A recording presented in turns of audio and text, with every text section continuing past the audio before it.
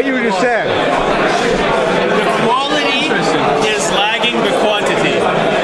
So there are plenty of craft breweries in North Carolina. The next wave to come through is quality beers to back up the quantity that's there. So I'm super critical, and I would say that there are more bad craft beers in North Carolina than good craft beers. I will openly say that. I'm hoping that they grow and continue, and there's a market in North Carolina for good craft beers because the palate is there, the demand is there. So this is one of the good ones, in my humble opinion. And did you or did you not just say North Carolina beers are not very good? If you have more bad than good beers, you're more likely to drink a bad beer than a good beer. So I feel slightly queasy for drinking it. Good things are too common.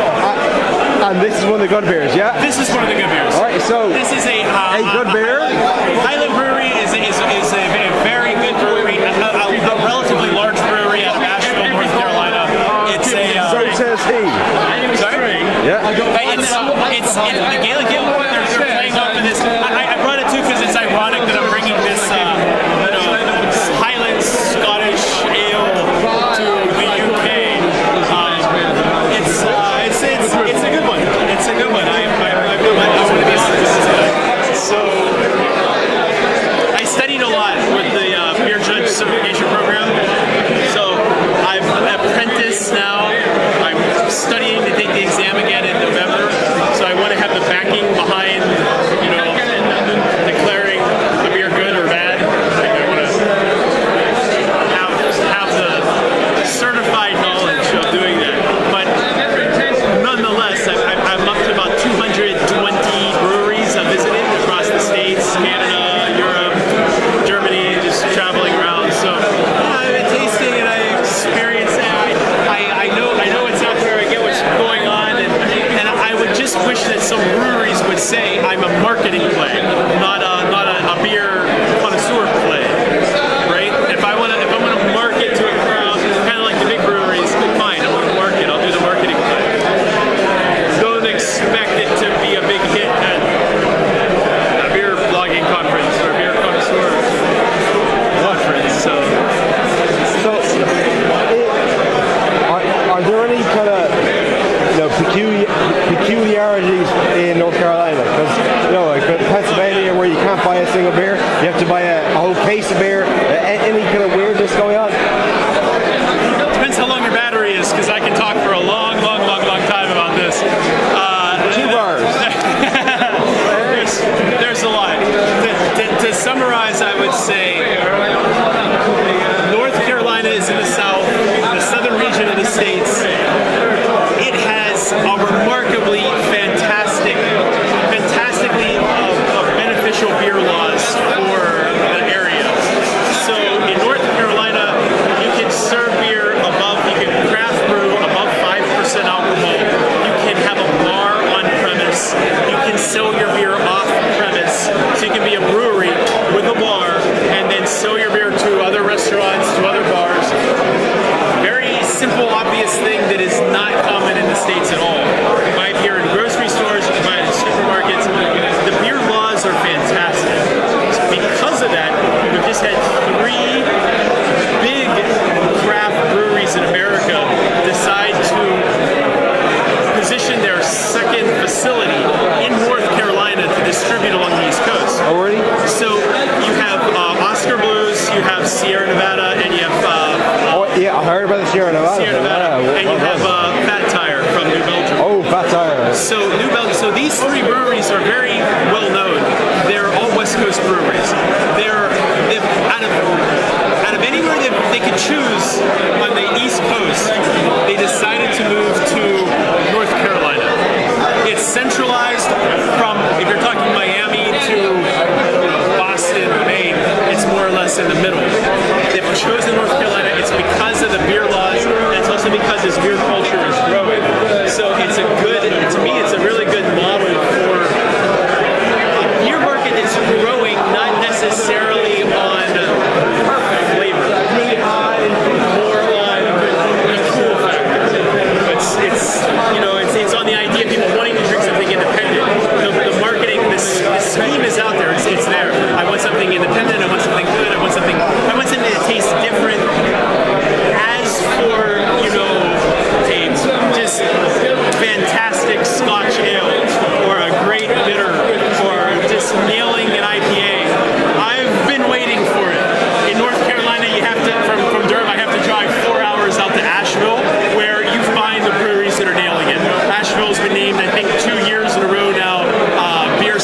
USA, over Portland, over Boston, over northeast of Vermont, I'd say the whole area, over Colorado. It's a great beer city there. The state's diverse. Yeah, we'll see what's to come, but it's a very interesting situation. If you're from anywhere around, if you're from South Carolina, if you're from Georgia, if you're from Mississippi, Alabama, Tennessee, Kentucky, Virginia, odds are you're coming to North Carolina to get your good craft beer. So, and that whole region is probably roughly the size of a half of Europe or something like that. So yeah, it makes a lot of sense. All right. So why don't you hold up your beer? So this is one of my favorites. I'm hoping Highland's going to give me a little bit of airtime on their website now for this. Highland Brewing Company is, I believe, the largest in Asheville. So of a city that has quite a beer population, beer culture, Highland has a they have a brewery I visited. It's a huge brewery with a distillery adjacent to it. So it is one of the first commercial moonshineries in America. So they're making moonshine. So they're making this corn liquor. You can talk to them all about it. It's the same as any other liquor. You need to distill. You need to do it the same way. They're trying to elevate the status of your moonshine with some different flavors. It's an attraction to Highland. Highland has lots of ales. The Gaelic ale is a very nice, well-balanced, I'd call it a big ale, relatively big ale in the States. It has hints of a... here it goes.